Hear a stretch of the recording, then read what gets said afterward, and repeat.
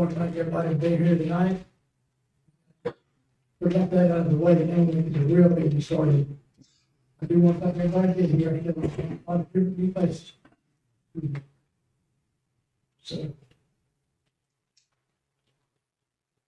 So, yeah.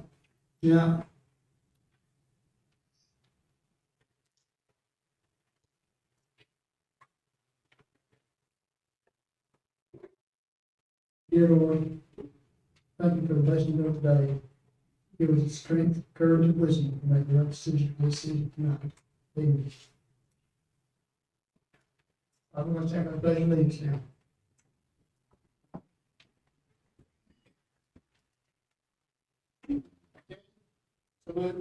Pledge.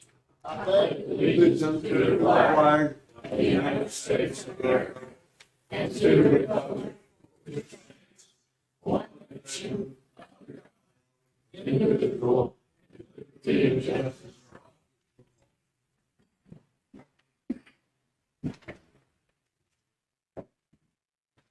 all. Okay, it's time for public comment.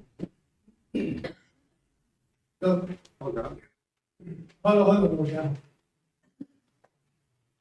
Evening on Hemlock Street. About 12 weeks ago, I gave you an invoice for the library box. I'm still waiting for you to cut the check. I was wondering what the problem was. Have we got any more for that? I'm not aware if we have an invoice. I think Joe. I gave it to them now. You didn't need invoice. I gave you an invoice at the meeting. I walked up and handed it to you. You said we'd have to check with the council. You gave me an invoice? I handed it to you. Well, we're gonna look into this, but my thinking is that the city does not need to buy that little box. That, for some reason, if we buy that one, we got to negotiate a deal with the location of it now. If I buy it personally, I'll have to negotiate for a person. The owner of the building can buy it from you, or the business can buy it from you, but the city has no business in buying it. So what you're saying is you want us to volunteer and help out, but on our Well, dime, volunteer not means your dime. volunteer means volunteer. Yeah, but that That's what it doesn't mean means. you're going to provide the material. Volunteer means volunteer. Okay, I got another question. I sent you 7, 8 emails. Now that courtesy of, I'm not going to cuss, but go away. Not had a single reply from you. I was just wondering why that was. Are you so busy? No reply.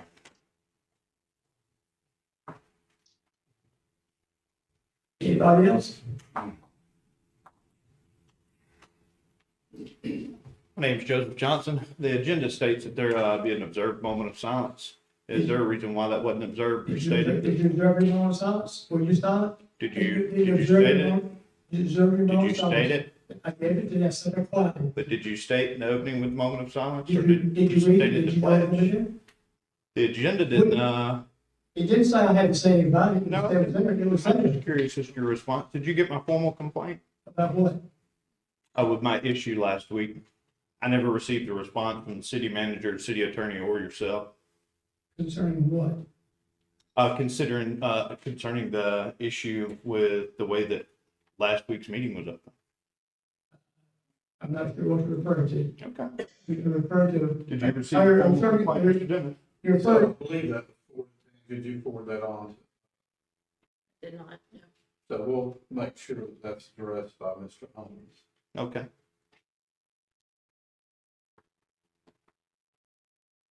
anybody else? Mordecai, your turn. Go ahead. Okay. The things we need to learn about how to handle pressure. No matter how much pressure that we are faced with, I feel that we have strong city officials as well as dedicated citizens, and with God's help, we can find a way to handle the pressure.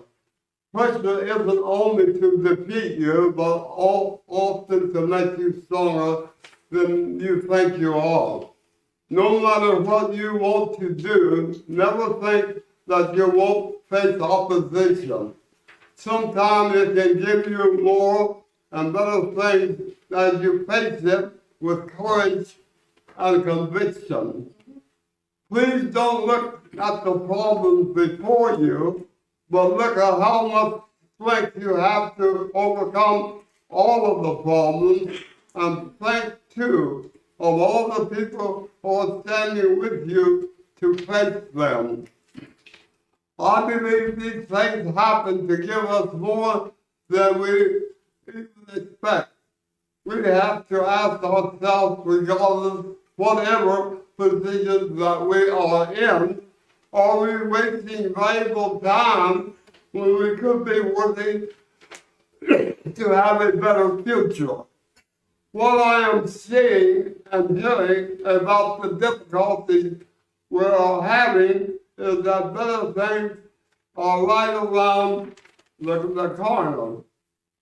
We citizens want all of our city officials, regardless of whatever capacity they serve, to not only tell us where we stand now, but what we can expect for future growth. If by now you can't give us the answers, we are hoping that what you learned from the instructions from the experts you hear at training in Savannah will give you a better idea of how to accomplish the necessary improvements we need to bring this city of Lula where it should be. All of us, I am sure, want a better place to live, raise our families, grow our businesses, and ensure a better future for our youth. What is the great barrier to success that comes before us as we work for our future? Personal gain for oneself. Thank you. Anybody else? Go ahead, Lou.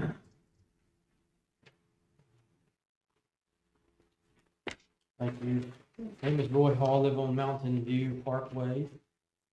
I pray the Lord Jesus bless every one of y'all for what you do. I just wanted to address the ICB thing, what is it, item number 10, the International Building Code and zoning. Since I have had extensive training and experience in construction and development, I understand the building and zoning process, the inspection process, the reason why you get a permit is to have it inspected. So it's been, last week didn't go as well as I thought it should. And there has been some comments alluding to the fact that the city is trying to fine people as a source of revenue. Fining people for not having a permit is not a source of revenue, it's a deterrent. The whole purpose of a permit is to make sure that everything is done by code so that it's safe for the public. So it's actually the opposite. Its intention is to make sure that the public or the city of Lula, anybody in the city, cannot be harmed by somebody building something that doesn't have the experience or knows what the codes are, or knows how cubicle floors, rafters, floor joists, how everything's supposed to be built. This, in any kind of construction or an addition or anything like that, or any kind of building, especially a permanent construction. So the amount that you charge, I don't really have too much issue with that. Just that you have to have permits. I don't have a problem with the thing 200 or less square feet. The ICB thing, I understand that is not, it's a universal thing and it's not across the board. And every city has to adopt it according to their city and the way they run it and the way things are done. And y'all, if you excuse the southern thing, y'all, if my understanding is right, y'all appointed some folks on the planning commission. Is that true? So you have some folks that went through this with the help of Mr. Bergen and came up with their recommendations. I would say that they, especially Mr. Bergen, with all the years that he has with construction development, permitting and inspecting and all that, that his recommendations would probably be a pretty good thing to go by. I just wanted to clarify, if you get something, you build something 200 feet or less and you don't want a permit, I don't have a problem with that. unless, like Mr. Bergen had suggested in the past, if you're putting plumbing or electricity, that needs to be inspected. I think that if you don't hold people to the building codes, how far floor joists are supposed to be, how far 2x4s are supposed to be, how far roof rafters are supposed to be, someone could build something that could end up being a danger to the citizens. And that's really what it's designed to do. It's designed to make sure that anybody that builds anything builds it according to the proper zoning ordinances and construction and development to make sure that nobody is harmed in any way. If somebody doesn't get a permit because they don't know that you have to have one, well, I would say that with all due respect, I don't mean to offend anybody, ignorance is not an excuse. If anybody's going to build something, they should ask somebody. And really, if you've never built anything, you definitely need to ask somebody because you don't know how the construction should be done. So that's really all I wanted to say is finding someone for not getting a permit because they didn't know they had to have one, that is not a source of revenue. That is a deterrent for safety for the citizens of Lula. Thank you. Thank you, Roy. Anybody else?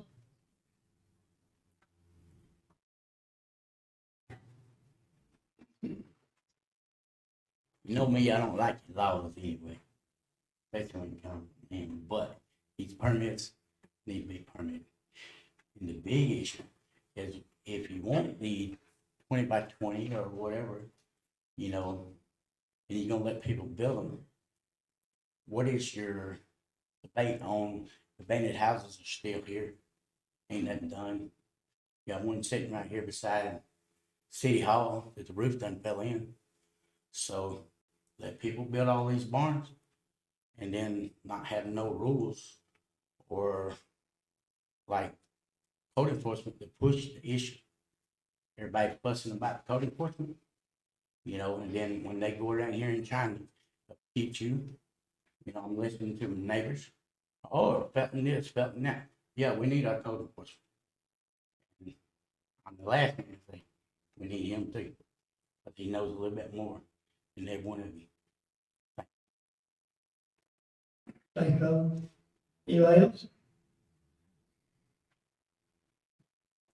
We're gonna close it, we're gonna change the order a little bit now. I'm gonna let the insurance guy do their thing till they go home. We're gonna jump down to actually it's item 3B, liability insurance. Then we'll go back to RJ, kind of get you guys home. Thank you, appreciate it. Good evening, Stephen Baggett with Insurance Office of America. Thank you for having me. Carl Rogers is here with me. We've had the privilege of serving the city for 13 years. I've been involved with Carl for the last 4, and the last 4 have been smooth sailing, nice and easy, flat premiums, no major concerns. With the economic changes, storm damage, and the nuclear verdicts in the state have caused these external forces and factors have really caused insurance premiums to increase.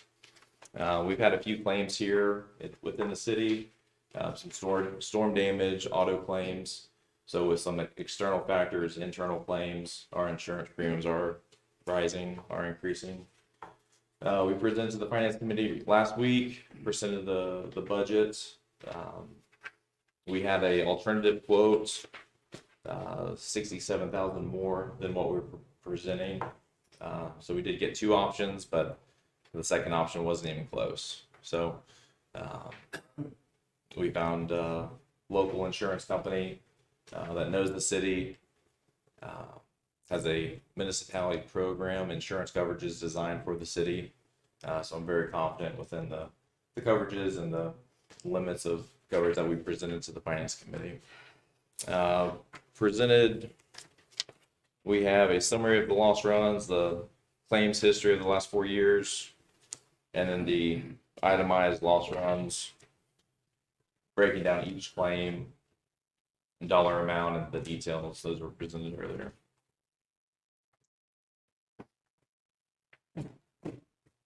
Anybody got any questions, Steve? Could I point out a couple things? Would you, express the loss runs for the past 5 years? Yes, sir. Yes, sir. For the last 5 years, paid out, the insurance company has paid out a total of 109,000 paid out. There's still open reserves, which means claims are still pending for an amount of 247,000.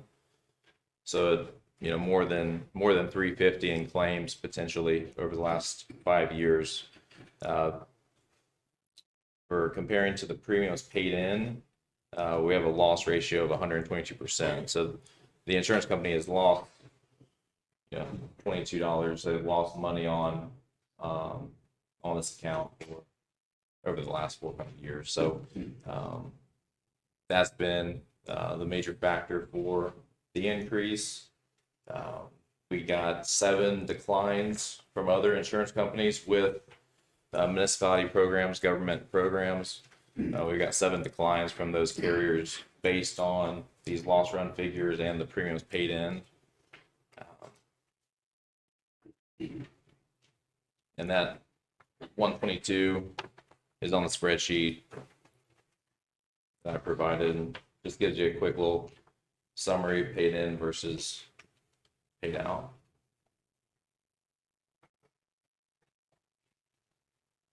You got any questions? A couple of other factors that council want to give consideration if he addressed it. So on the loss runs, obviously 122% loss return, that has been a challenge if we move coming in.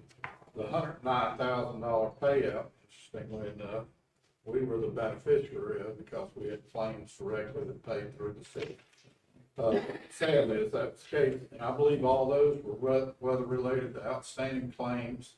Is one vehicular, which was only 1 to 5 years, as well as 2 potential claims outside. So,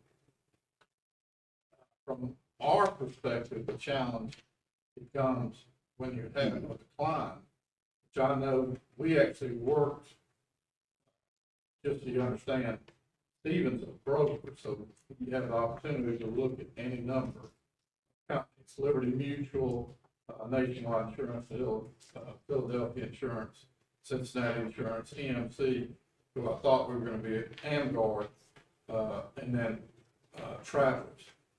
I think the challenge that we all face here goes back to up until this point, up to the last 2 years. Our claim history and our loss runs were nil. I guess the insurance side of the picture, they wager against weather events, which obviously was the most payouts in this, not the most potential cost. But for us, we've been experiencing through the years, I was actually doing the numbers of, Carl might be able to address this, the premiums don't match what our loss runs have been for the last 5 years. In other words, so when you say 122%, that means that they've actually lost or had that exposure. Is that right, Carl? That's correct. And, as much as we'd like to pull a rabbit out of the hat, this is a nightmare for us. I mean, it really is. When I say nightmare, only in that this is a specialty that's offered as far as providing these services.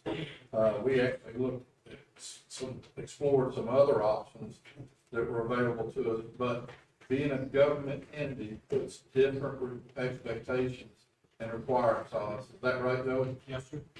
So what we have, we sit here today in council, I know we copied you on the premium that was proposed, so I'll remind everybody, none of these numbers are good. Travelers quoted us $176,000 as an indicator, and the final quote that we got is $113,856,000 or $856. So we had talked last week, were we able to do anything with the deductibles? Were that he would move? So our idea there, just for the rest of the council's knowledge, was in renewal on a deductible, we looked at the opportunity to say if we increase the deductible a substantial amount, I thought it was substantial, would that affect our premium? Y'all found that not to be the case. Correct, yes, sir. And that was primarily on property. Not this year, yes, sir. Right. Yes, sir, property. So this year's budget, what we looked at is, the options are available to you in this particular premium. Selected would offer a monthly installments with 27% down, with an additional 9-month installments. What we've done in years past is for the council's benefit, is we pay that premium prior to the May 1st renewal. Oh, so, the committee consider that. The other day, Joe, you may want to speak to that, the committee's recommendation and what options are available to you. What we looked at, they're offering a extended monthly payment plan. It's 20% down in 9-month installments to divide that $140,000 up. And what the committee decided that was probably the better option to do. No finance charges, no interest, Right, no, no, nothing right. like that. It's free money. But that keeps us within our budget position, is that correct? Does that keep us in our So what budget? that would require right now, 20% down, there's 2 runs in here, the CFC, professional government underwriters, those will be paid in full. Right, So that would be a total payment, prior to the May 1st deadline of 26,000, and the rest of it would be the 9 equal installments. Yes, sir. So that would allow the council, to go forward with the proposal that's given tonight, and then budget the increased changes, for the next fiscal year. anybody got any questions, say? Yes. The increase in premium from our previous year, what was the percentage of an increase? Or, $42,000 versus $113,000. So roughly, 2% increase roughly in round figures. and I know it was indicated that there were several factors listed there, and I noticed on a lot of the premiums, there's I want to say there was an indication of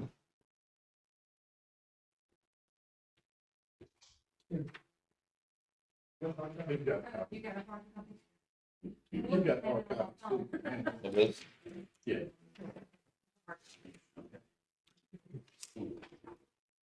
Everybody should have. Yeah, I've got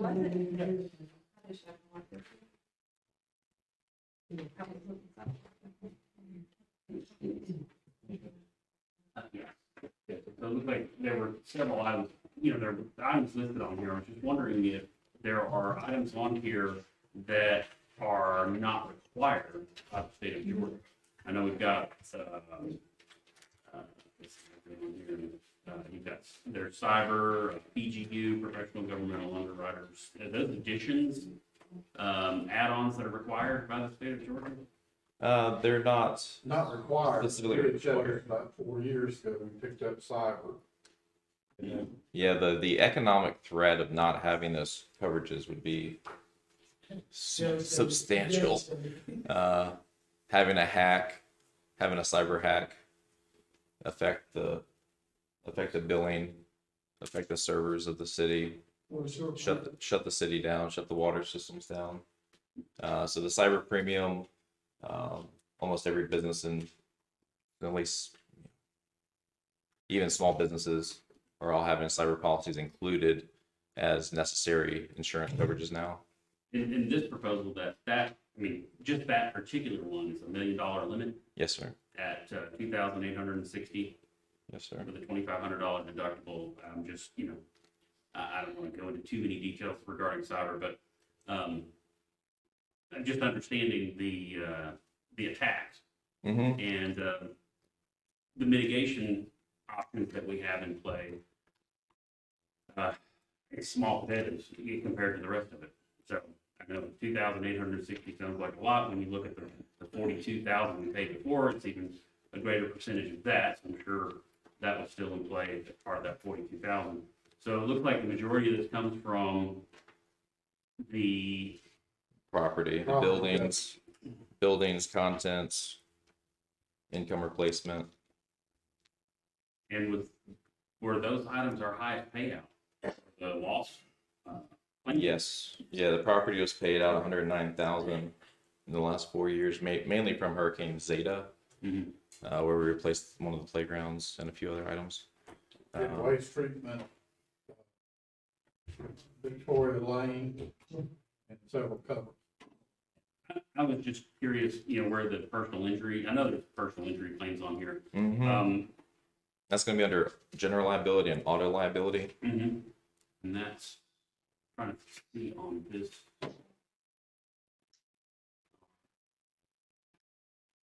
And would the incident that we incurred, would this policy sustain that?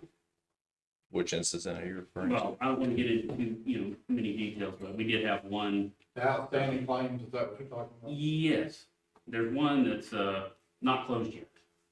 More than one, there's two, I believe. They're, Obviously, those would go against the policy, correct? yes, sir, yeah, they would be covered if there were damages that needed to be paid Right, out. but Yes, should sir. we have another incident like that? And, facing what we're having, or what's being requested of us with these policies that we're looking at today, being at. 100%, yes, sir. Yeah, $1 million limit across the board there for those claims that you're mentioning. And then overall, we have a $3 million liability limit for general liability around the city. So just to sum up, my understanding here, based on our claim history, plus the additional coverages that we're electing to have, is what yields us with the 113,000-ish, $113,856 premium. Yes, sir. Okay. Yeah. Thank you. That's all the questions I have. Anybody else? I'd like to make a motion to go ahead and approve it. Went over it last week. Got one by the Garner, second by G. Smith, to accept this offer. The liability insurance premium, $113,856, 20% down by May 1st, and 9 months always thereafter. All in favor say aye. Aye. All opposed say no. Thank you. Thank you, guys. So that, just for clarity, that reflects that we'll pay 20% down for two outstanding independent, Right. as well as the 9-month payment installments. Is that correct? So the installments will be from 9 months, is that what you said? Right. It'll be 9 months. We'll pay the balance. We haven't done the math for that. Thank you, Carl. Thank you, Steve. Yeah, thank y'all. Thank you.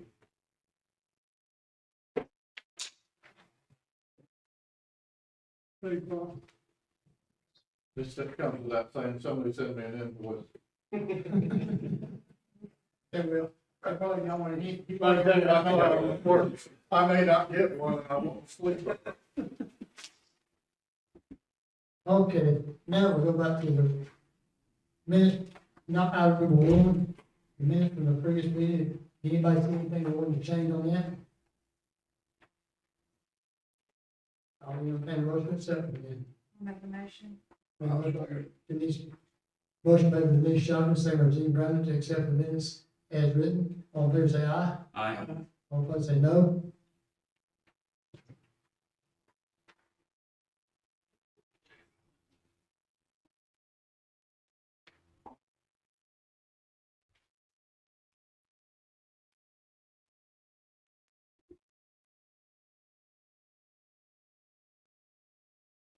Okay, yard of the month recipients.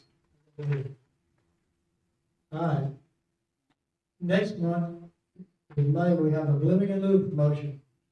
Next, get approved up, and we'll go around, and somebody get $100 in May and $100 in June in each district. For April, here's what we have. In District 1, we got Mark Young at 5917 Carter Street. District 2, April Michael Kuster at 5530 Dorado Circle. District Fair have voted, District 4, Richard Greer, 6614 Belt Ridge Road. District 5, Spencer Johnson, 6335 County Line Road.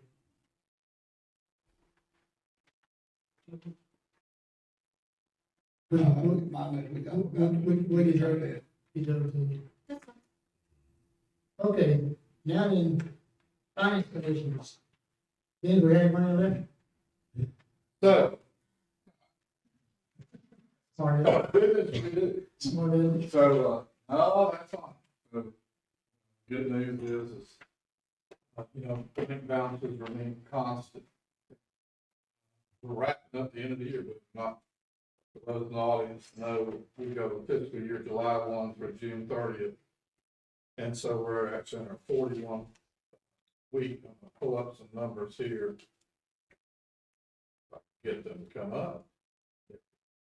So bank balances from last week, from that standpoint, so bank balances remain constant. But I remind everybody that as we begin to talk about financial statements, our P&Ls, we have now 10 different accounts. We track the primary ones that we talk about are our operational costs. Capital costs would be like you going out and buying a brand new car and paying cash for it. So it's what we do day in and day out that's important to us. It's been a good year in regards to the dollars we've been able to earn in revenue. We're going to talk tonight about two funds, primarily the general fund and the water and sewer fund, both from an operational standpoint. One of the things I like to say is we're entering into our fourth quarter, and the third and fourth quarter is when we experience the most cost. An example was, it's not unusual that we had a conversation tonight about liability insurance. So under the general fund, where we should be 41 weeks into the year, about 21% remaining. The good news is we have about 18% remaining, so we're a little bit ahead of the game. But same thing happens in third and fourth quarter. We actually receive a lot more of the revenue with regards to franchise tax and insurance premiums. On the expenditure side of the equation, again, where we should be about 21% remaining, we actually are in good shape in that we have only spent, we have 27% remaining, which gives us positive cash flow as we sit here today of $153,000. That being said, we are going to continue to have higher expenses in the fourth quarter where we pay things from an annual perspective. An example, we talked about insurance tonight. We're soon to have a review on workers' comp. They come back in and they review your premium, what you paid year to date as compared to budget requirements. On the water and sewer side, same thing, we've made some adjustments to that because we've had some windfalls above and beyond. Well, we should be good stewards of the money. The example is, I always point out to the council, we budgeted for $125,000 in revenue under sewer tax, but we brought in $391,000. See how that inflates that number greatly. So we're realists. Back that number out, just put the amount we actually budgeted. Plus we got paid back under the existing sewer line I, you'll hear about in a second. $440,000 we paid out, so we're not going to take credit for that for revenue. At the end of the day, we brought in $819,000 in revenue with a estimated budget of $928,000, which leaves us about 12% remaining. Another good position to be in. But as we finish this year out, those numbers versus the general fund are a lot more constant. So you won't see a big bump at the end of the year for us. On the utility side, under expenditures, same thing. We've enjoyed some benefits actually from ARP money as well as from reimbursements. So that leaves us adjusted amount unaudited of $688,360 in expenditures versus a budgeted amount of $928,060. So where we should be at 21%, we're at 26%. or it's positive cash flow today of about 206,000. I always tell everybody, don't hang your hat on that, because that money is, unfortunately, is paid out for a quarter. Today is an example in the insurance premium. Probably the good news that I want everybody to understand is our revenue projections for special local option sales tax and local option sales tax have remained constant. As a matter of fact, they've excelled what Hall County and Banks County has projected in revenue. And when I say that remained constant, that probably has more to do with this year's change with the internet tax, which local governments are now reimbursed for. And so we're not seeing, as the economy slows down, we're not seeing a tremendous slowdown in that revenue stream. So I think what it really reflects is we do a better job today of identifying where the dollars are coming from. And so back to the consumer who pays those taxes gets a benefit back to the community. Anybody got any questions for me? I mean, Kind of sweet right now. So if we finish the year, that's wrong. only Unfortunately, I think the law would 2 months ago, right? 2 months. Today was pay out. Water and sewer, So on the water and sewer side, so we have, council aware of this, we said this last week, utility committee is. So we're looking at, regular maintenance on our, Chattahoochee tank primarily, where that'll be cleaned, on the exterior and painted on the outside. So if anybody asks me what that's gonna cost, I'd say put it out for bid and we'll find out. We're putting it out for bid and we'll find out. It's, an item, the good news, that I think from that perspective is the paint and the change for that particular paint, we could conceivably get 15 years paint it. That's how much, that industry has changed. So we'll have to see. We also are considering a potential maintenance program that would take us from 1 to 8 years for not only to clean the tank, but also to do interior maintenance as well. So those are things we're trying to weigh out at the end of the day. Unfortunately, big ticket items, one of them is, well over $375,000. So we're gonna see what the cost comes back on just the particular tank itself. The tank, as far as from an engineering perspective, has been cleaned and inspected and meets all our requirements. That's, well, we actually do it about every 2.5 years. So we exceed what the expectation is for us. Sewer line I, so that's $2.2 million round numbers project, which is complete. And yet this is an example, I have yet to get the final statement on it. The reason I want to talk about that is because I think it's going to come in under budget considerably. Because we actually sign off on the change orders or allotments that are allowed, and we had very few change orders, very few allotments. So we did the final walkthrough last week on the project. They've still got a few things they got to catch up on as far as just maintenance issues primarily. So I keep telling y'all, soon I will have that number. I'm dying to tell you, because I actually think that there's an opportunity there that will, when we were talking about where we experience cost at the end of the year, that's of course the capital cost. This may be an opportunity that it's not a pot of money over there that's sitting there waiting to be spent. It's a pot of money that you won't have to spend. Does that make sense? So let's see, because ideally what we'll do with this particular dollar amount, and for some of the audience have already heard that, we'll pay off an existing loan and we'll borrow this particular loan at its maximum because we have a 0.97% or 0.97 interest rate. So I'd like to finalize all that sooner rather than later. So we're waiting on that. The other thing we mentioned to the council is what we call a SCADA system. This is just for everybody's knowledge. So SCADA allows us to see all the utilities that we have out in the system, whether they be lift stations, sewer pump stations, for those that don't understand that, well locations, as well as the water tank tanks and our operation of our waste treatment plant. That system's about 12 years old. Point out the council, the particular program we use right now hasn't been upgraded or supported for about 4 years. Does it work fine? Yes.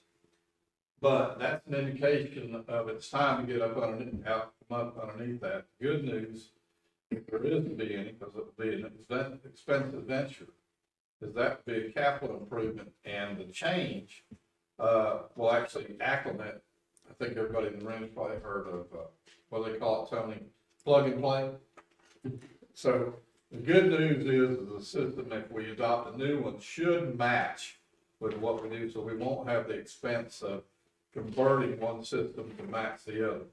The bad news is it's an expense, well in the magnitude of probably over 300,000, that would probably be capitalized over a number of years. Any questions on water and sewer? Nothing. Okay. IGA for the referendum. We got tentative meetings, April 25th, the board of commissioners. All council. So that's, we copied everybody on the letter, that's what's been requested.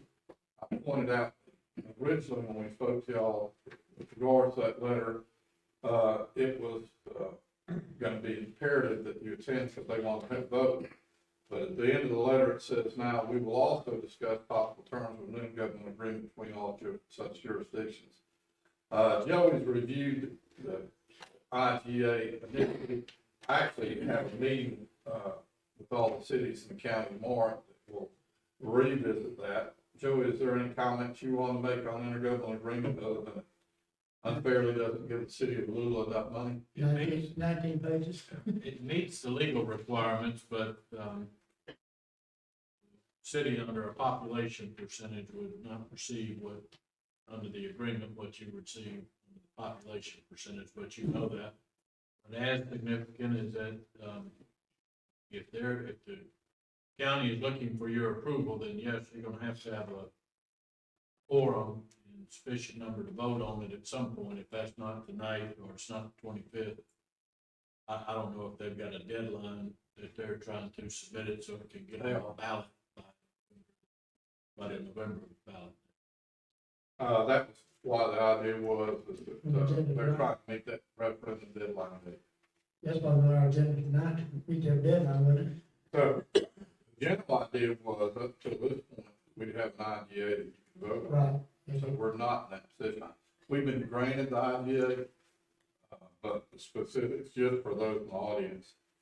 There's an 80-20% split, so 80% of the projects, they projected 325 million would be estimated over a 5-year collection. $260 million would go to set projects that were identified in Exhibit A. We went over this a little bit last week, but at the end of the day, North Hall, the projects be funded, in fairness, I need to point out the county has identified another 20 million that could be spent on intersection improvements on 365. But other than that, the city of Lula, if the referendum is passed by the constituency, would actually get 1.9 million. And I point out that the city of Claremont would get 900,000. And Gillsville would get 324,000. Why did I isolate those? Because 260 million is going to be spent in projects, Gainesville South. And that's what concerns me, is we're destined to make the same mistakes north. Any questions?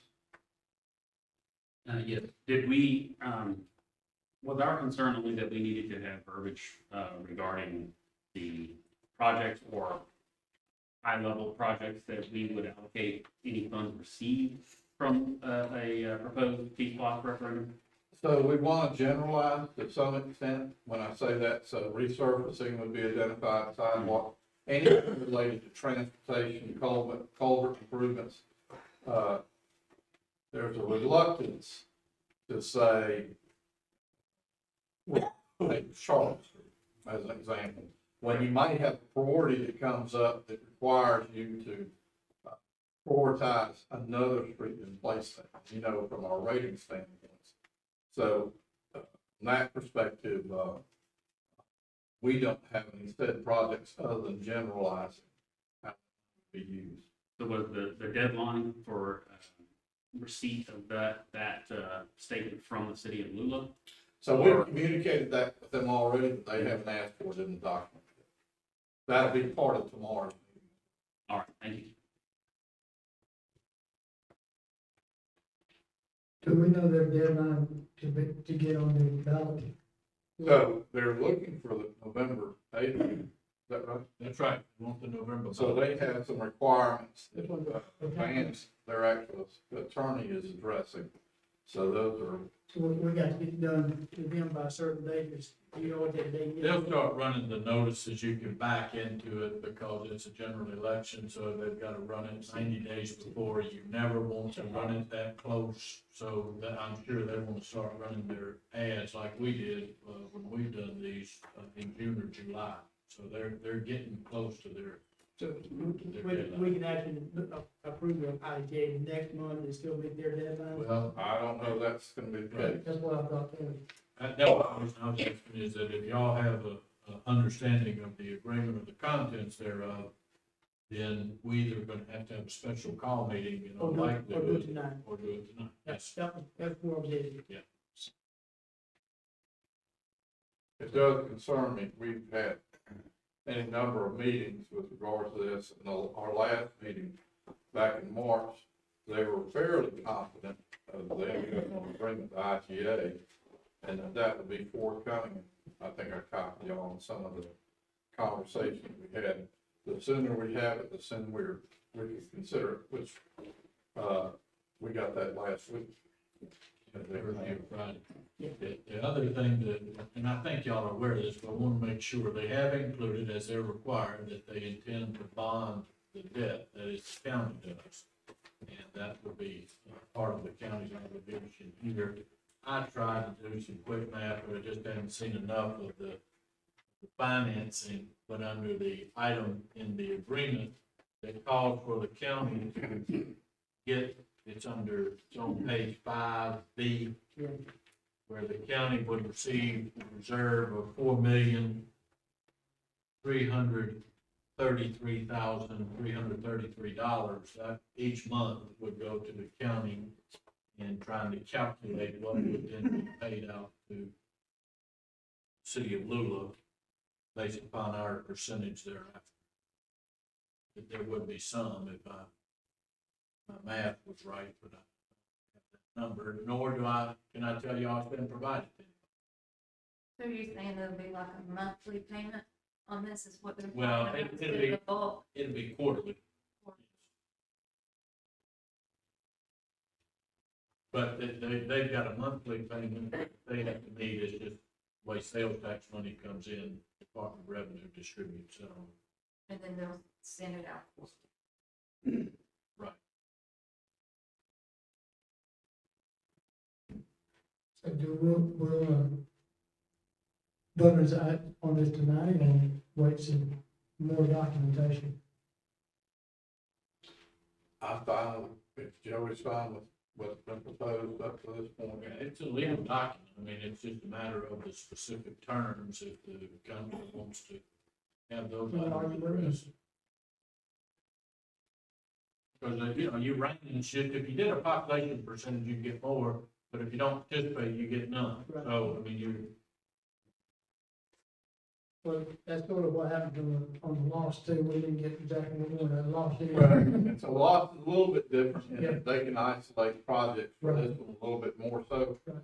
I think the important thing for the council to remember is, this isn't necessarily an endorsement of what's being proposed.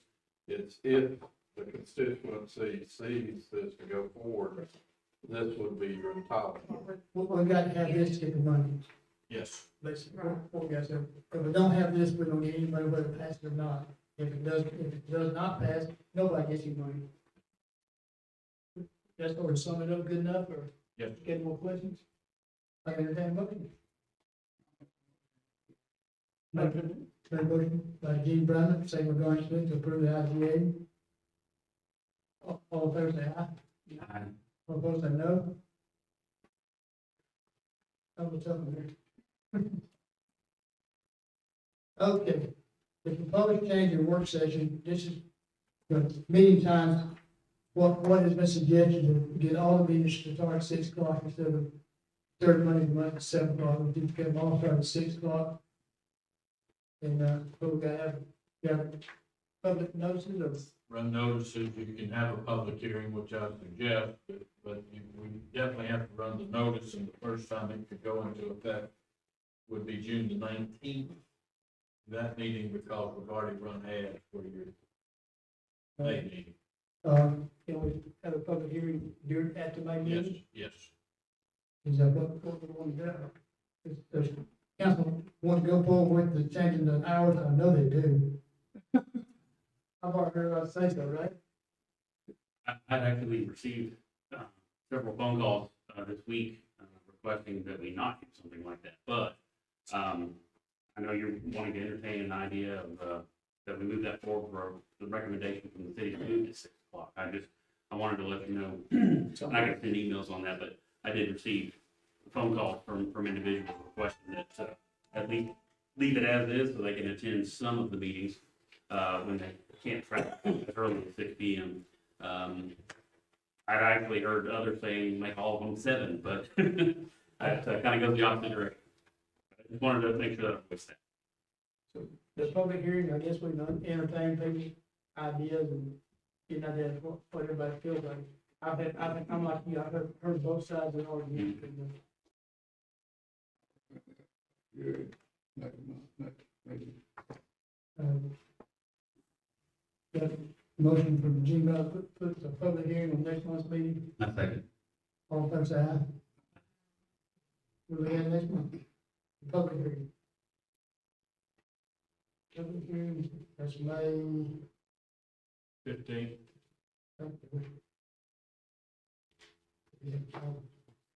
Okay. Got a consideration of volunteer chaplain.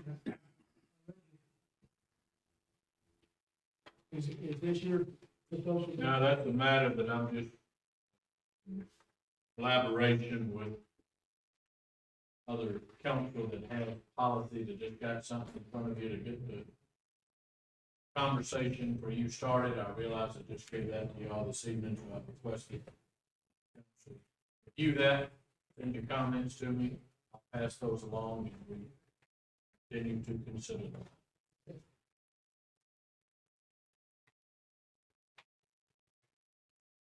Okay, stormwater repairs and Chattahoochee. Mr. Mayor, reminded, we talked finance utility about this, so looked at some stormwater issues with regards to the current infrastructure. We looked at, the drainage off of Main Street, culverts, and then to Carter Alley to Carter Street into Chattahoochee, and we've identified some deficiencies on Chattahoochee and Carter Street. So, in order to understand that a little bit better, and what the expectations are, the deficiencies unfortunately are there, so we'll have to take some action. What we requested initially was to enter into an agreement for the engineering and survey information of the cost not to exceed $53,000.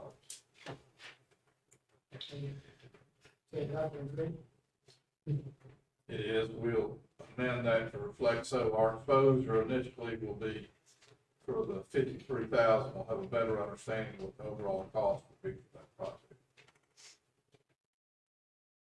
We need to decide what we'll go ahead with these repairs, is that correct? Not to exceed 53,000. Entertain a motion.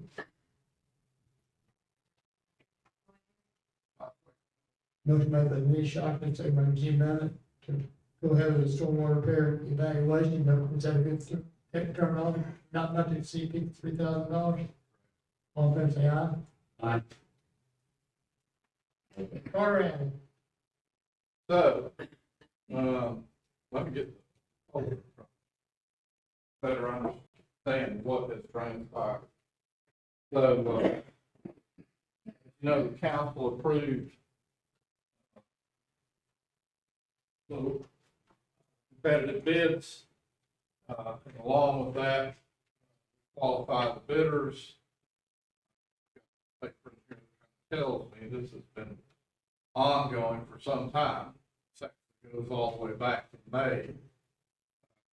Council acquired the property and we started the process of considering the demolition of those. Anyway, for those in the audience, we've had some challenges with that, pretty serious in nature.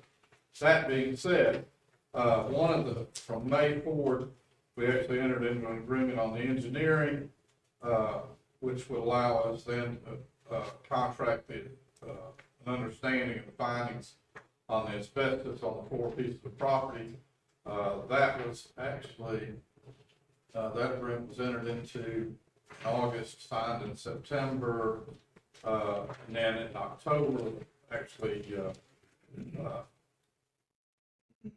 property asbestos survey was done. We received that in November. Look at my notes here. We came back and made that part of the bid document that was advertised in January. I believe we had 9 bidders that came in on that project, and the council ended up approving bid March 9th. We got contract information for moments review along with the engineering. And for those in the audience, pretty detailed. Matter of fact, significantly, that's the bid document. That's 407 pages, which included the asbestos. We actually contacted about 250 vendors that were qualified in the state of Georgia to actually perform that work. And at the end of the day, we entered into the agreement as we reported to y'all, and only to find last week that apparently the asbestos removal, taking this from more what I was told, unfortunately, about that day, wasn't performed properly. We met with the engineer following day at the site, and we closed the project down for that day. The engineer met with the contractor. I think the good news was that the community took an interest in that, made us aware of the conditions that we visually hadn't seen on our own, and then took the seriousness of that. The engineers has since met with the contractor, reminded them of their obligations with regards to the contract. So the bid documents, 407 pages, it outlines what the significance of what they have to do. This is actually the agreement we have that says you'll do all the things in the 407 pages, Joey, that I pretty much described that right? Yes. All right, so that being said, the problem was apparently they did not perform the work as described. Founded on that based on information we were able to gain from the public. And from that point, now they've met the contractor for his performance. My understanding is, from the information that I've been given, is that they are in compliance. Also, my understanding is that Georgia EPD has filed an investigation.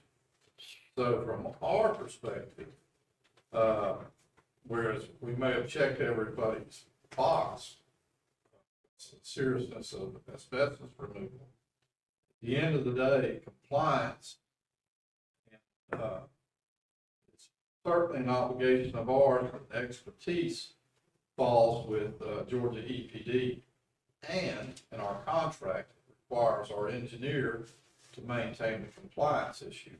Did I state that right, Joey? You did. That's what I was gonna mention, is the contract specifically states that the owner, being the city, has retained rent engineer to act as our representative for these matters and to assume the duties and responsibilities that are assigned to the engineer pursuant to the contract documents, which, as Dennis has mentioned, specifically includes the asbestos removal.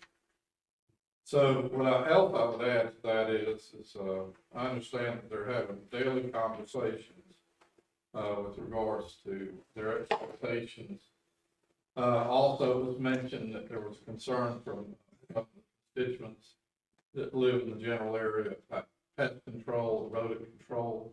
I went ahead and, which, probably, would be expected from those whole houses. I took the liberty and I communicated this, as you know, with the council, and was able to get a contractor out, and they actually performed the work on Saturday for the property. So, and then we will revisit the pest control issue, before the end of the week, to make sure the treatment is providing the work that they anticipated. All the same, very discouraging. You know, from our perspective, at the same time, we're pleased that the community took an interest in it to the point they would point out to us. The engineering group, I think, Joey, you contacted them initially upon the complaints. Yes. And, from what I could gather, not being here that day, they, performed rather quickly. Not putting words in anybody, but not just what I was told. Following it, is that right? Yes, well, as soon as Tangi sent me the Right. note that we were getting the complaints, I forwarded those, and before I could look again, Mr. Grant had already responded and said he had also received the complaint and was on his way. Yeah, so he took phone calls from that point, did he not? He did. So we have talked with your DPD, in when I say we talked to them, we've had this question come up before, and the enforcement, permitting and licensing from that regard is theirs solely. So there's the challenge. This case came up a couple of months ago. You also understand we had another property that was having some demolition done. And they pointed out that there's an expertise to this. And that they're the ones that license, they're the ones that permit, they're the ones who do the enforcement. And when I said, well, so is that likely, I wanted to see what obligations fell back on the city. And that particular case, which we were under contract with, the concern, as was pointed out to us, is cities and counties as a rule don't have this expertise. That's why it's solely, back up to them, so. I think the remark was you're not alone, there's 500 others just like you, but all the same. Very concerning on our part. We'll continue to monitor any questions of us.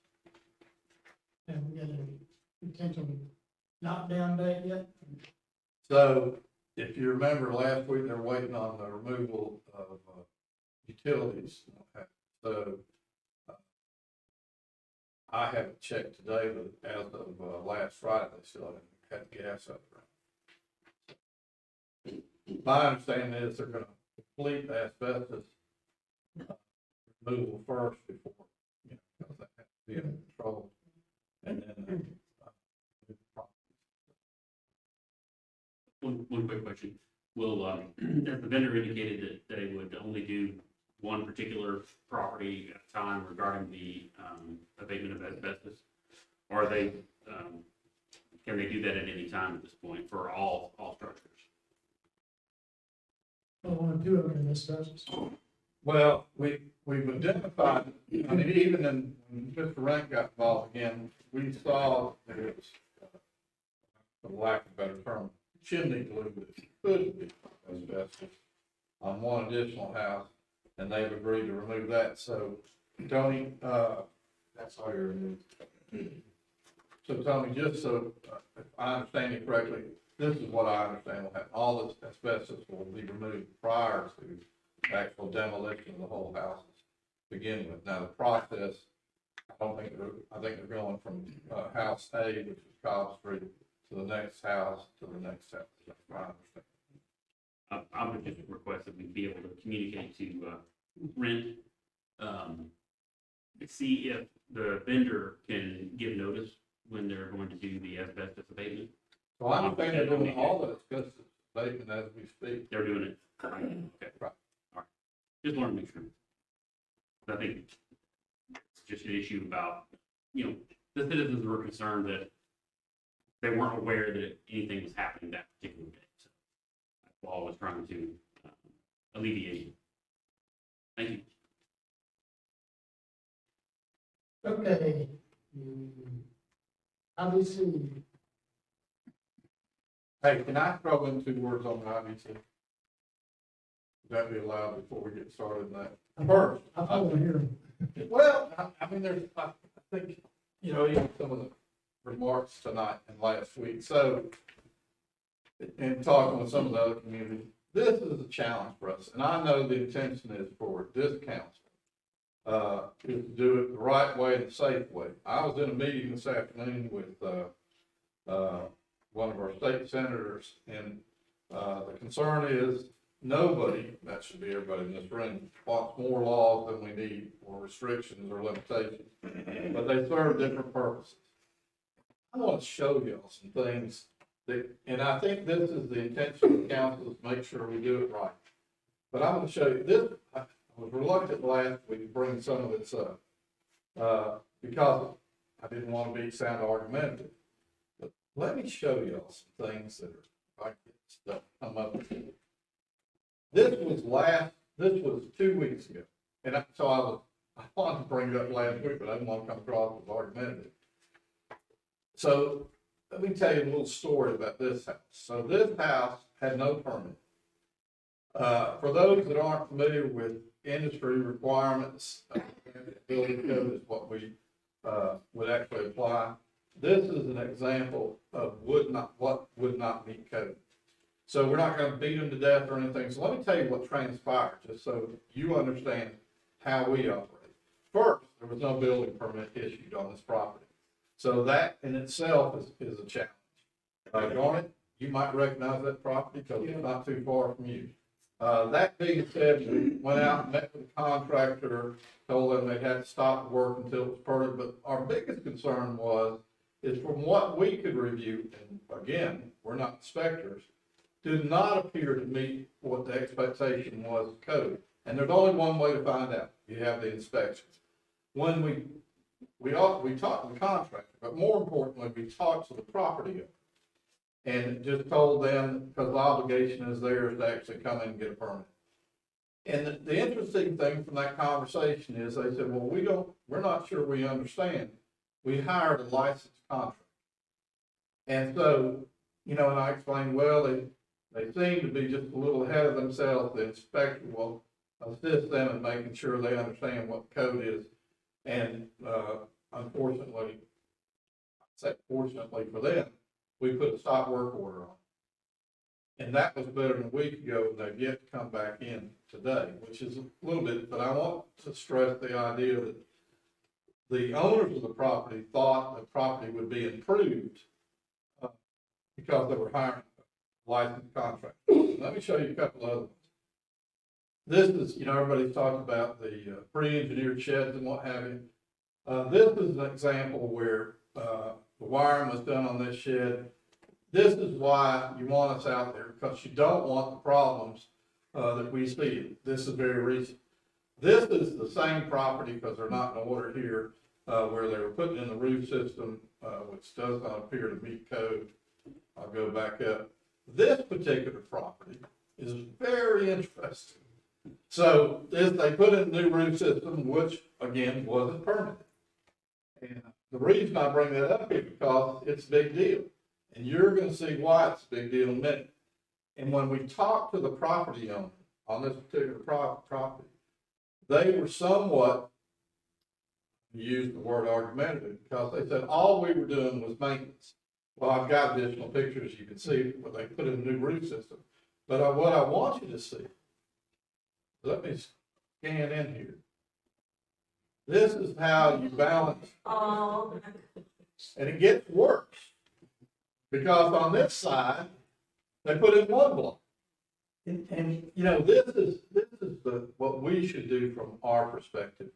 We are not, this is a revenue stream of any magnitude, of anything, but more importantly for us, make sure that your savings controlled. And I think that is the intention of the council without a question. So I've got a couple others, but those are examples of where, oh,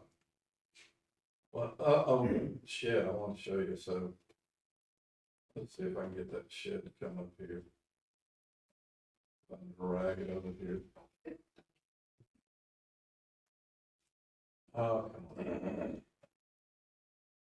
So, I'm gonna zoom in on this a little bit. So this isn't about giving anybody a fine. By the way, the young lady in the first pictures I showed you that didn't have a permit, we're all about compliance. What we told her need to do, what's happening, is them come in and fill in the paperwork. This is how that outbuilding, which this is a good example. We were talking about pre-engineered buildings. This is an example of that. And so, and you can't, I've got another picture, but I think y'all seen that. So our intentions, you know, that wouldn't be by quote. And by the way, for an outbuilding, and we've had this conversation, Tony and I even talked about it on Friday. So we don't need to go, nor do we go in an inspecting outbuilding, as long as it's tied and meets expectations and the requirements.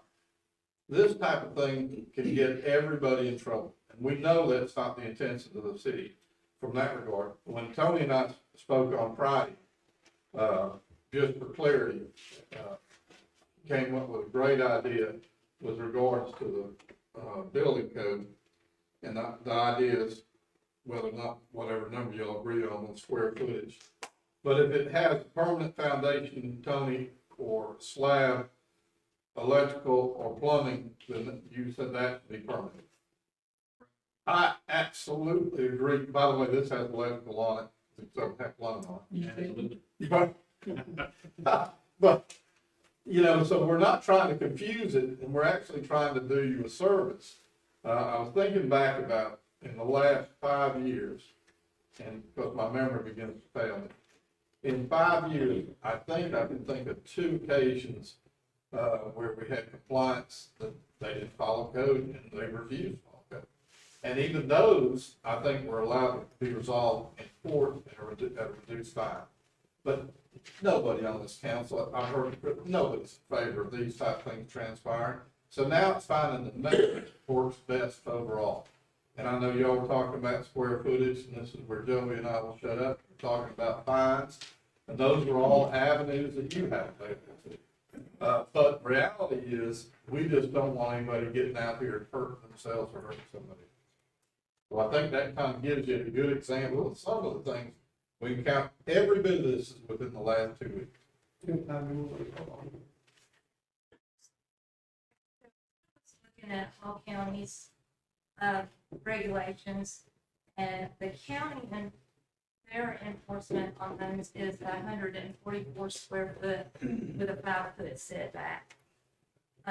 So my recommendation is that we kind of stick along with what the county is doing on theirs.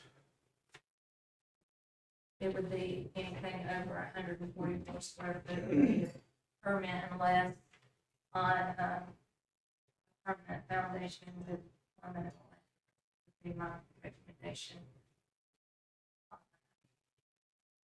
Yeah, that was the intent behind the revision that was made. I know I sent additional changes in verbiage to Dennis and you, Joe. So I know you'll want to have some time to review that and socialize that with the committee. Denny's brings up a very good point. I know there was a concern regarding setbacks as to where things are. And I'm absolutely okay with using the 5-foot that Hall County recommends. That certainly is what, those that are in this region are accustomed to, 5-foot setback. I know that doesn't necessarily. I thought it was 10 foot, I'm sorry. All right, well, that would be a zoning change. We'd have to go back, we just recently amended that. Unless this is in the verbiage of the ordinance that we're. I thought I had a 10 foot size. Well, and that's fine. I'm just saying that's what Hall I think County that's was, what they but did. we've already got it at 10 foot. I didn't go back and look at I higher. think it's right. Then that would be fine, just to leave that alone at 10 foot. And if you recall, like, when you view Hall County's verbiage that's made available on their website, and they pretty much make sure that everyone understands it, as a homeowner, it's a responsibility to know where your property line is. If you do it wrong, and it's, again, not on a permanent foundation, it's not connected to electricity, it does not have plumbing, it's not gonna need a permit, but someone can find that and say, hey, you've got that over the property line or too close to the property line. It would have to be moved, and obviously, you know, situations like that have happened in the past. I've seen cases like that where someone's built something on someone else's property, and then litigation is between those parties. So, thank you for bringing that up regarding Whole County. But I did revise some of the verbiage on there, and there's actually another section that I think we need Joey to weigh in on. I think will probably be a different revision for that, and it's regarding the council as the Board of Appeals and the ability to basically contract experts on the appeals process for those particular trades. But that's something that we can look into. But just for now, we know that the verbiage has changed again, and now it's being sent back to committee. So it'd be advantageous for us to take that and look at those items as additional changes to add to that legislation. Here's something I found. If we make the council the Board of Appeals, we have a problem as part of contradiction. Because right above that, it says, Board of Appeals cannot modify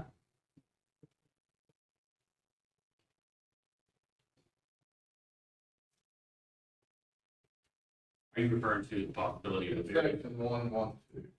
You can't choose not to enforce. Or you can't choose to. shall not have authority to waive requirements. Shall not have authority to waive requirements. That means the city council, being the Board of Appeals, then cannot modify the agreement. That's the way I interpret this. Oh, yeah.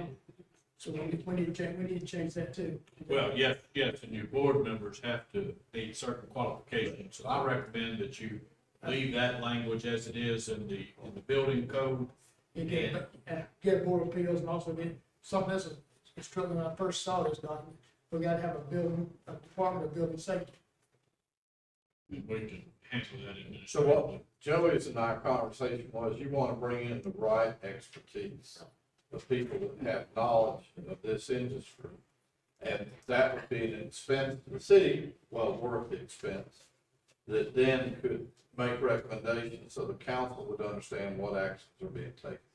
So it doesn't mean we go out and hire somebody tomorrow. It means it's the need appeal itself, then we would pursue that, and that's the language that Joey, you would be working. I'd be happy just to leave it as it is in the standard building code, and then if we have enough people in the city that you're comfortable, but if we can't fill the positions and we have an appeal, then we would designate a professional, an engineer with experience to hear the appeal. I just want to make sure the council knows that would come at an expense, well worth it, and that would, well worth, because you just don't want somebody arbitrarily saying, well, I don't have to do that. You want somebody who can substantiate it and understand what the code requires. So, as I understand it tonight, you're thinking you probably need to go back to committee with this again. Yes. No, we're not. We're getting there. Slow. I'm glad that it is moving slow because we are certainly doing our very best to get it. Just an addition or something, and after you did this, and sent me that, I reread it again, here's my notes. This time, I'm confident we'll get it right. eventually, Yeah, but this is not the night to vote on it. correct. Okay. Got my agenda, I just lost my agenda. Oh, Oh no, someone is trying to play with my agenda.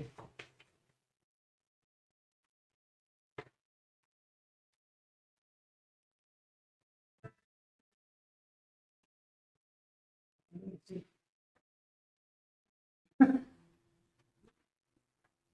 Too many places. I got district in there. Yeah. Maybe they do. Okay. So what we're gonna do for the official reason, we're gonna send this back to committee again. The subdivision regulations, we got some changes made to that we need to send back to committee too, is that correct? Is that understanding? Right, so that had not seen, Committee, yet, had the zoning and planning. So this will be the first opportunity, is that sure, and they can make a recommendation that would come forward. Okay. That's where that was going. Okay. All right, now, the rezone for 6553 Main Street, we've heard that tonight. So from a staff perspective, our recommendation is to reflect the property in its current use as a business opportunity. So our recommendation is to approve it under highway business. Anybody else got any discussion with that? I'll entertain a motion. I make a motion that we, approve the 6553 Main Street rezoning, to the recommended highway business, zoning. I'll make a second. You have a motion made by Tony. Mayor, I'd like to make an amendment to that motion, please. All right, what you got? That, if you would actually remove the floor, rezoning. So the challenge for us is, again, that is not something that the city has authority over, Gene, in that, Georgia EPD has a separate fund, but that's between the property owner and, you know, in other words, there's fund, Underground you want to storage, address that? UST. And you can make it a condition, but we would not be able, we We could. could enforce it. But all we're doing is rezoning now, we're not doing anything about a sale or transfer ownership, it's just a rezoning. Rezoning, make that amendment. Commission, rezoning. Don't, give me do that. Well, it would be up to the maker of the motion and the one who seconded it, whether they would accept that amendment. Is that a legitimate amendment as far as rezoning?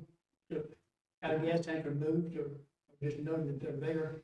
At some other time, we can't make a movement. Now, you could get the certificate, you could require the certificate from the state. Before we rezone it? You can make it a condition of the rezone, is rezone subject to obtaining that certificate. But procedurally, it's up to the maker of the motion and the one who seconded it, whether they would even accept that amendment to the motion that's before the body. I recommend that we leave the motion as stated, and allow the, property owner to deal with the, fuel tanks as they need to. Denise? I agree with that. The motion is made to rezone it to highway business as is. We have a motion and a second, all in favor say aye. All opposed say no. No. Speak one. Okay, the variance on Shopley Road. I'll just sit down.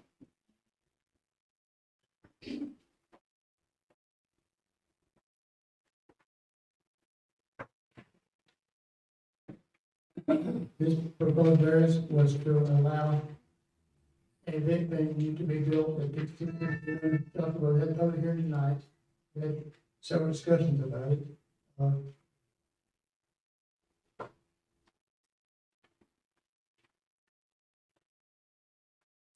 The planning commission has recommended denial, is that not, is that understanding? Right. Joe, you may want to speak to this in depth, so the planning commission, allowed Attorney Wes Robinson to hear the remarks concerning this use as agricultural. At the end, and Joe, you may want to speak in depth about Ms. Robinson's comments.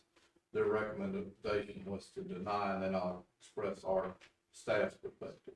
Yes, the planning commission declared a conflict on the ground that they're appointed by council, and since the council member had made the request, they declared a conflict, and when that happens, then we have to appoint a special master. If it had been coming before council, I would have gone and gotten a court order, but since planning commission makes the recommendation, the planning commission, at my recommendation, appointed Wes Robinson to serve as special master. But a special master is not permitted to take over the role of planning commission. In other words, just like y'all can't delegate your authority, they can't delegate theirs. So the special master hears it, explains his ruling, and makes that recommendation, and planning commission approved that recommendation. The special master made clear, and as was pointed out, the 2021 ordinance that changed permitted uses within the ag district typically provide for agri-entertainment events, which are defined as the gathering of individuals for social, celebratory, or entertainment purposes at an agricultural location, which is a venue in the agricultural district and include farm weddings, receptions, and public gatherings. So this ordinance having been adopted in 2021, based upon the language that was within the ordinance, as well as understanding that we had of it at the time, the idea was that you have to have an agricultural building that's, for which this use is allowed. And as it was presented in the application, as well as before the planning commission, there was no agricultural use for the building proposed. In other words, it was a new building for an event center as opposed to an existing agricultural building that was also going to be used for an agri-entertainment event. Tonight, you did hear a difference, still gonna be a new building, but there would be an agricultural use set aside for that building. That's the reason the variance went forward. If it was an existing barn, somebody wanted to have an event within that barn, that's what the ordinance provides for, but when we're providing for a new building, it's been brought before the council, at least that's the way we've handled it, as cautiously as we can, given that the amendment was in August of 2021. And that was the way the special master described his view of it. All right, Dennis, what's staff say? So from a couple of points we're gonna make, just for everybody's knowledge. So that property and surrounding property is primarily for agricultural and use for the residents. So we recognize that overall. If you look at the property, and I'm gonna scroll down here in a minute so everybody gets a better idea, just remember that the surrounding property, with the exception of subdivision, you'll see that in a minute, it's primarily agricultural and use. Property in itself is we recognize single lane paved to some extent and maintained up to the current property that's being proposed. The property is not served by water and sewer, nor has anyone made request of us water and sewer on that particular property. Variance for the venue, this is the challenge that I think council had to take is when we adopted the ordinance back in August 21, there were two intentions. One, we recognized we actually had a request for a piece of property off Lula Road that had intentions for a very similar type use. I think it was a wedding venue at that time, but we also considered J. Moore Farms as an example when we were looking at that and what they have done with their facilities up there. And of course, if you looked at them today, their primary use obviously is mixed agricultural, but if you go up down our Saturday or Sunday, you can get in the place, which I was there on Saturday, as an example, they utilize those facilities not only for retail sales, but entertainment as well. So that's the choice tonight. Then there was a change. Originally, the application showed, and I don't do well describing, but somewhat of an antebellum type home with pillars and what have you. And this now, what y'all receive tonight, you'll have to decide if that meets the requirements of our ordinance that we adopted back in 21. Certainly, with storage element for agricultural use. So we said then, we're saying now the building area is conceptual. I think they've identified some actual opportunities. Future land use recognizes this property to be primarily agricultural. And why do we say that? Access point. And we recognize and honor the current use of the properties by the property owners that are out there today.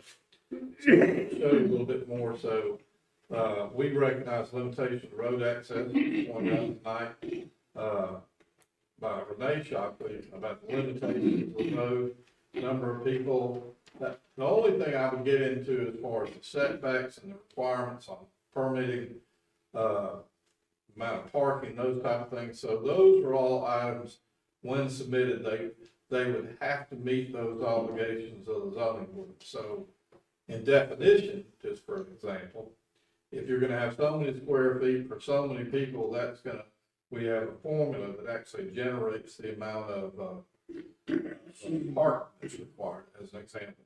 Very similar to what expectations could be when Hall County Environmental Health sizes septic systems where, and the same could be said about our setbacks and our requirements, interestingly enough, that are different on agricultural uses versus the other. The surrounding uses are mixed residential and primarily what we consider agricultural passive. So that means that you might have, your property may be timber. Some of those properties are. They have a house that sits right in the middle of it. It's not ours to decide. Some of them, it was brought up previously, some of those might be in conservation easements. That's something that we don't control here. That's between the county, in this case, Hall County, and the property use. And it's rather strict in its application. Access to sanitary disposal is a concern of ours, but again, that permitting would come from Hall County Environmental with regards to size. Obviously, the property would have to be served. I don't know the well conditions on that property, but you can anticipate there would have to be some improvements on that, but that's not a zoning issue. Consideration of hours of operation should be considered as a condition if used. The applicant clearly stated the hours of operation and what would take place. If the council were to go forward, you need to be specific that would be a condition of what hours would be allowed. I encourage conditions always, there's, well, we talked about not things taking place by 10 or 9 o'clock during the week, then label that as a condition if you consider to go forward. Dedicated areas for solid waste structure dumpsters should be built to create a blind so as not to be seen from surrounding properties and not to affect surrounding properties. So again, that should be a condition of use. When we looked at the ordinance back in 2021, it's one of those, you gotta be smart enough that you see the unintended. Well, if you were to go forward with this application, recognize that you don't want to adversely affect the surrounding properties, and there are limits that you can go forward. So this agricultural district that we talked about earlier, these are the proposed uses on the property. It would extend about the number of acres that allow. This is Shockley Road. This is the old Cornelia Highway. And this is Shockley Road, and this is the property that we're talking about. And specifically, a site plan hasn't been approved at this time, so sorry about the X. But all these other properties, with the exception of Morgan Manor, that back up down here, and you can see there's, I call it buffer area, there's a great amount of difference between the agricultural use of that property and what's being proposed on this particular property and separation. But every bit of this property, with the exception of this is residential over here, this is all ag property. All this in here is all agricultural property. This kind of gives a better definition. This is the property that we're talking about in general. You can begin to see Old Cornelia out here. You can begin to see Morgan Manor right there. And this is Victoria Lane that backs up on the other side of the railroad tracks. This is a water feature, but doesn't exist on that particular property. With the consideration of the council, the challenge will be, do you recognize the proposed changes tonight? Ms. Shockley has made Ms. Renee Shockley, for clarity, has made some good points. And those points I would concur with regards to a variance. So a variance can't be self-imposed. In other words, it can't be something you created by yourself. But yet the council chose back in 21, correctly so, that they adopt, because tourism and entertainment is a growing feature in the state of Georgia. So I think when they adopted that ordinance, the intention were valid. We actually looked at another piece of property that considered annexation in the city for the very same purpose. It would be ag tourism. Primarily, that's probably because more to have to do with 365. But for conditions of a variance, it can't be self-imposed. This is the challenge that the council will face tonight. Do they recognize the improvements of the property and how that serves, and the limitations of access on that property, because of the road? Obviously, limitation of hours, the amount of square footage that would be approved should be factored in, as well as some of the other entities that we identified. Waste removal, storage along that property. The likelihood in our 10 years coming, we look at the future land use plan, it's not likely we see the use of this property changing in the immediate future, as far as from act potential other, I hate to say, I'll put it for residential. Your call. I have a question. If we're not here tonight, did the car instructor not go down that road? Did I hear that tonight? Did the car instructor not go down the road, so solid waste disposal is gonna be an issue? Is that correct? So that would be the commercial side of the equation. I don't know that, I think we still provide some garbage service on Chocolate Or Road. does it go down there? I don't know that we provide it to the farm. That's the question. And if that was commercial application, they would have to accommodate that. I just heard it, because I read the road there, Yeah, it's limited in size, there's no I doubt. didn't know, like I said, I heard. But I don't want to have city make improvements to that road. Initially, I think you can control that better with limitations of the use of the property and time and square footage. You guys got no questions? Any thoughts? I'm not prepared to vote on it, because I know that I would want to evaluate conditions that would need to be applied. That's just my statement on that. I don't think I'm prepared to vote unless we had specific conditions ready to go, if anyone had those. I don't have anything specific yet, I'm like, you, I'll put together a package. I wasn't planning on that. By definition tonight, as an example, of one of the things, square footage. So you have a 60 by 80 foot building, this is the first time we've seen that number. So that begins to define what the interior build would be out, and it would appear that eighth of that has been reserved for agricultural use storage. So those, as an example of Tony's comment, those are things that need to be specific.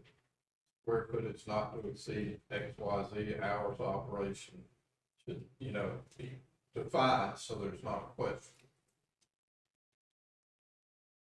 Let's postpone it for a month. Is that a motion? The motion made by Garner to table this for the next month, Second. second by Tony, all in favor, say aye. Table this, May 15th.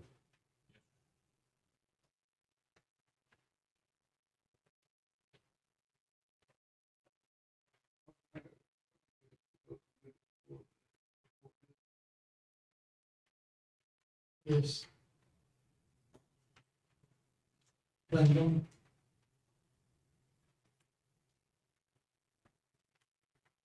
We'll see the plans on before back the 18th.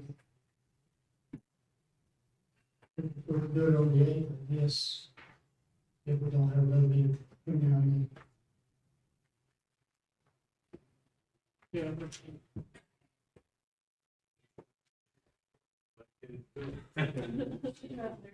Got it, Oh, okay. Thank you. Okay. Welcome back. Okay, we got a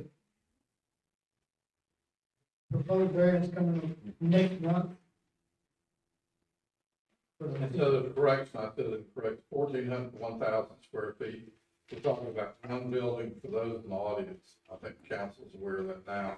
It's the old school building, so the idea is to put 6 units in that building, the other 19 units would meet the requirements as requested. I think they were the same, they all 19, that was my question, I first saw. Well, initially, that's what the application. Well, I know what I read. We have to make 15, we have to make 8, or something. May 2nd. Cause that deed. Oh, the deed, yeah. The deed didn't tell me I that. can fix that. Hey, y'all are proofreading these, you gotta help me out. That's the planning commission meeting, that's exactly. So that, yes, May 2nd, the planning commission meeting, and then y'all would hear it on May 15th. It's all, over here, you at the planning commission. Okay, another one, what's our kind of said about this other? So we actually are having a conversation tomorrow, they get the actual application tomorrow because it was incomplete. So I should have an answer within the coming days if they respond. Yeah, that's one problem, some kind of road, one annex into the city. We're having, we're having some conversation about some other properties of, Something about on that, while we're on that one, as a one, as Jason property to that one, has to be annexed into the city. I have tried to reach them and I have not gotten this. But it would not create an island all the same service. I mean, those two are actually on each other, except for the highway, right? The plan, company, the plan meeting, having a drop in on the 27th, which is on a Thursday next week. That's gonna drop in here at City Hall. From 5 to 6 p.m. Look at the proposed plan. Okay. The little later will be Wednesday, 2 days from now. At noon and 6 at the depot. Everybody come, bring a place. Little Dock and Historical Society meets on the 4th Monday of the month at the depot. It's 2 weeks from now. Railroad Day, May 5th and 6th. We are filling up, so bring all those, vendors we are enjoying as we should. I think, what did we decide? Didn't we decide that, Dean's in charge of the weather this year? No. I'm pretty sure it was you. I- Well, the good news is it's going in your favor right now. Please let us know. I think, about 2/3 full, which we're 3 weeks away. I'd encourage, the phone rang off the hook today, so I'd encourage y'all to, If you're gonna get a booth, get one now, right? amen. Food vendors is full. Yeah, food vendors for the most part, what we recognize full, because we don't want to be competing with 10 vendors all sell hot dogs. Or do it. We want a little diversity, and they appreciate that. Okay, all right, mid-meeting, we just have one more too, then we'll close planning zone deal, right? We got it set up. So we need to get together with human resources. We've got a couple items that are gonna be, have financial impact. If there's an opportunity, we can meet this week. Tomorrow's not available, Wednesday could be, Thursday, it's not, we have meetings Thursday. HR is. So that's, I got this. Yeah, and Gene, oh, okay, how do you schedule this? You said not tomorrow, just yeah, Tuesday. tomorrow we'll book. Wednesday, good, huh? I'd rather have that happen, so we can go ahead and we meet in May. Yeah, right. You have that opportunity to have some of those things already lined up with possible Do recommendations. you know about how long the meeting will last? Yes, You got an hour, I wouldn't give it more than that. Okay. Off Wednesday, however, I'm in my Bibles, I have to be at church at 7. So if you can You do better be there. About, We can do Wednesday. 4 or 5 o'clock. Do either 4. Hey, who said 5? I You said said 4. 4 o'clock. Yeah, I'm a gambler. I'm gonna Even try, better, I'll bet we get 4, how about you, Gene?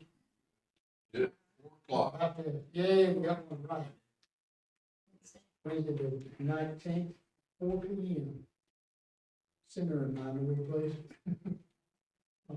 talk to Rick, we'll try to set these up ahead of time, and we'll just wait on Monday. So I've got some information that we can send to you in advance, and y'all can decide what this year. With utility committee, I know we're gonna have to kind of revisit how those work. Yes, we do. And our goal will be, we'll shoot for that first Monday, just remind y'all that week is railroad days, and we're busy little boys and girls. If we can get our meetings done before that, Amen. we'll be loved by city staff, is that correct? So we'll all get this, we can get the meeting scheduled Yeah. between now and then. Yeah. And if they piece up, perfect on Monday, maybe we'll get them all done now, we'll do it that Monday. All right, one more thing I want to address now, in case everybody's noticed, Chip's not here tonight. I don't know if I'm at liberty to say that I think I am. That he has resigned his position, expected tonight. So now, as I understand the charter, we have to set up a special elections, it's just over 6 months before the election, is that correct? Yes, sir, but that was one of the posts that was already noticed to be Okay, on the ballot. so we're not gonna fill it for a month, and then, okay, it's already gonna be up.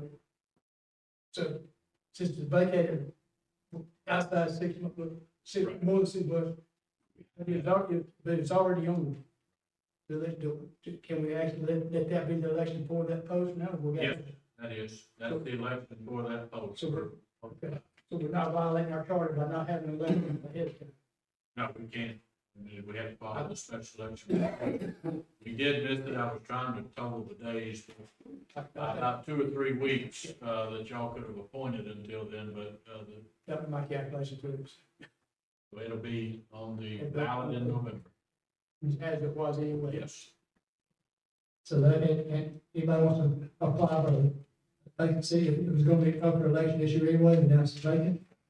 There'll be no opposition, but that one, if I think about it, with no incumbent in that position. Okay, we're gonna go to the second session later, but before we do that, we're gonna have some comments. Anybody got anything to say?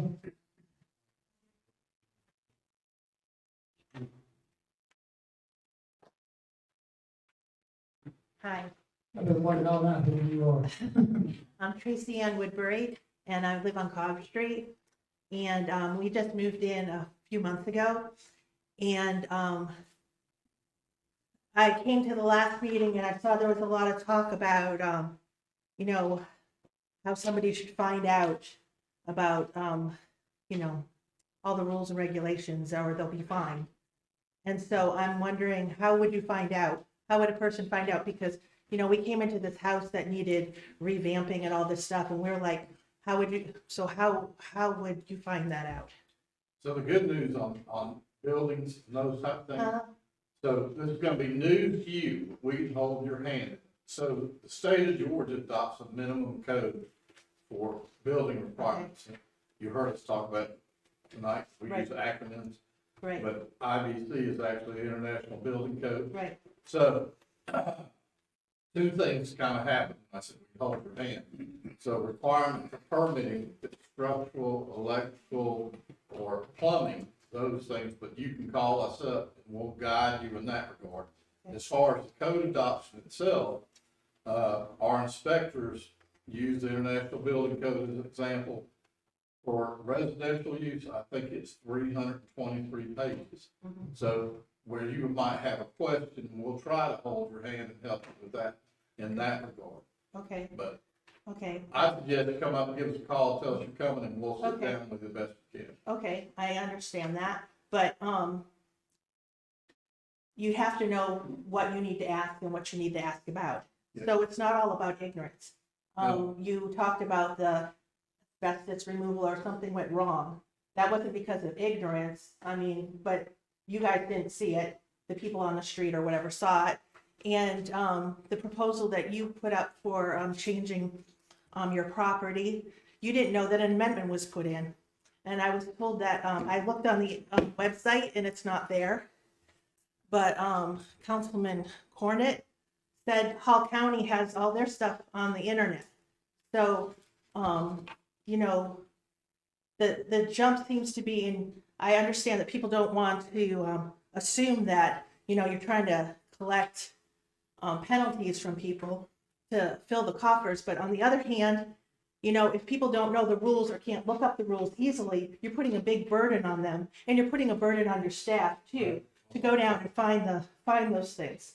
And so I think that would be something worth considering is, you know, I haven't heard anything about having a grace period, like you see if somebody did something wrong, you give them a citation to say, you know, fix that. I've just seen, okay, well, there's a $500 fine. But I would suggest that at least to take away some of the burden is to get it put on the internet. So here's the, just to let you know, so we're codifying all our ordinances, so they'll be available. But unfortunately, it's very time consuming, but we would think that we're coming to the end of that. So then you can look up, and it has a search feature that will help. Well, I'll believe it when I see it how simple it is, but this has been done, there's 527 cities in the great state of Georgia, and all of us are finally coming up to speed because the technology's there. So hopefully that'll come sooner rather than later. From just compliance, just so you know, as an example, today, we had a gentleman who had, it was a matter of compliance. Well, it's not about citations, so it's what we call abatement in our code enforcement. If we find you at fault, we're talking about non-criminal, and it would appear that you're at fault, then we have, by law, have to give you the opportunity to correct that. So as a rule, we don't issue that many citations. We sometimes get criticized for that as well, but we have to give the people an opportunity to correct it. Okay. So if you should see that happen, let us know to make sure there is being an abatement. Okay, because in the language that was discussed last week, I didn't hear anything about, you know, giving anyone a chance to rectify it before. Well, there's a little difference in the code versus code enforcement as far as the code of the International Building Code. But as a rule, and I think it's because of the council's direction, it is all about compliance, not about generating fines. Okay. And I hope it remains so. Okay, okay, I look forward to seeing the new website. Thank you. Anybody else?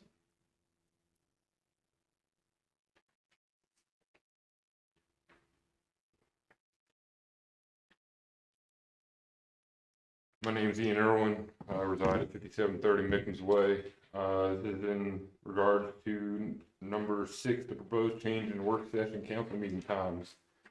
I know some of the council members are looking to have it bumped forward to 6 o'clock for all the meetings, but I question, have they considered the residents of Lula that work out of town or the ones that work until, like I do down at Griffin Auto, until 6 o'clock at night?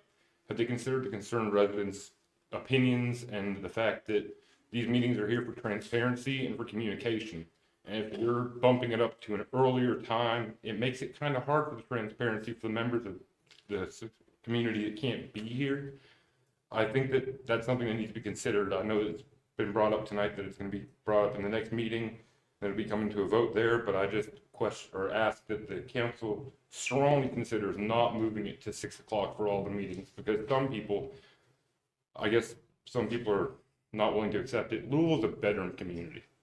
Most of the members of this community have to commute out of town to work before they can come and be back here, which means they'd have to fight traffic, get home, see their families, eat dinner, and get here by 6 o'clock. And I don't think that's very doable for some people. So I think if you're actually wanting the transparency and communication with the residents, that you have to consider leaving the meetings, especially the city council meetings for votes, to 7 o'clock. And I think it'd be a great idea to push the work sessions to 7 o'clock or to 6 o'clock or 7 also. That way there's more inclusivity for the members of the community. Thank you. Anybody else? Okay. You want to say something over executive session? Well, Okay. y'all want to do? Yeah, we start knowing what it is, please. How about that? Okay, sure. All right. I'm not gonna go. No worries. I just want to say, thank you all for coming out. It's great to see, the community involved. in all we do, you know, not only here at our meetings, but just throughout the city, just being observant, seeing what's going on, and taking ownership of the city. It is your city. You know, we're up here, you know, to do the work for you as you direct us to. I want to also just say thank you, to the city of Lula. I was able to attend some training this past week, and on Thursday and Friday, I was able to take 3 courses from the Georgia Municipality Association, and one of which was the municipal courts, which, you know, I think we were just talking about now. It was, you know, the last comment there. Municipal courts, I believe, is where we do have some of that leeway as to, you know, providing that opportunity to get things corrected. One of the things I wanted to mention with that is, I know that legislation that we had talked about, there were discussions of fees, and I just want to make sure that I want you to know that I'm aware now, as a result of that course, that the fees that we were proposing originally, that we're proposing to be changed now, were at the maximum amount allowable by the state of Georgia.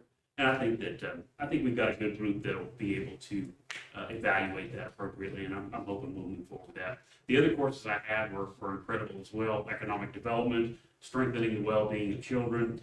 All in all, it was a fantastic training program, and I encourage everyone that's up here, when you get a chance to take those courses and the others, as Mordecai had mentioned, our Savannah trip, it's going to be fantastic. And I really look forward to learning how to serve our citizens better. So thank you. I just want to thank everyone for coming out as well. I appreciate your attendance. We're down tonight. It looks like we were pretty full last week. And I like seeing new faces come in. And I just hope that y'all have a wonderful rest of your week, and appreciate your attendance. Almost like what the nation, Mr. Cornelius said, we need y'all are the city, people of the city, we're not the city. We have to work together. We need y'all input. We appreciate your input. Appreciate everybody. Hope y'all will continue to come out. Thank y'all. Y'all have a good evening. I'd like to thank everyone for coming. Crowd's down, looked like a few was trying to go to sleep on back there.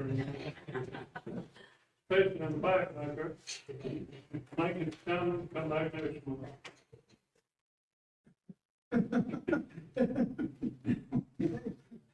Dennis, you got something you want to say tonight?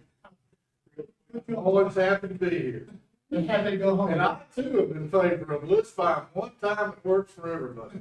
Meetings, because that is a challenge. You do want participation. I do thank everybody for coming out here tonight too. And, I expect us not to take any action tonight on the executive session. Y'all want to go home, it's fine. But we'll let you know if we take action, it will be publicized. But, I'll entertain motion after the executive session. Motion made by Chief Brown for executive session. Denise Shafton, all fair say aye. We're gonna take about 5 minutes. We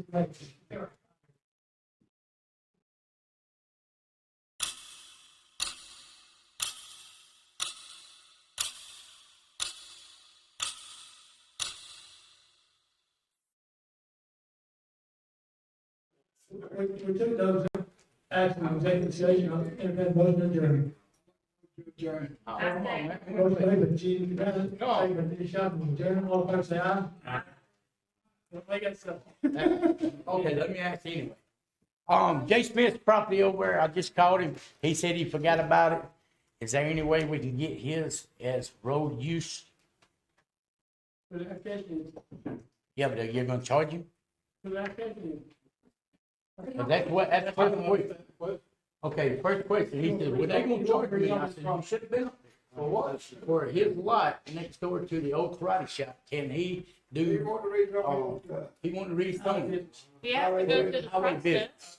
Yeah, I mean, it still has to go through the process. Are y'all gonna charge him? They charge everybody. They charged me. I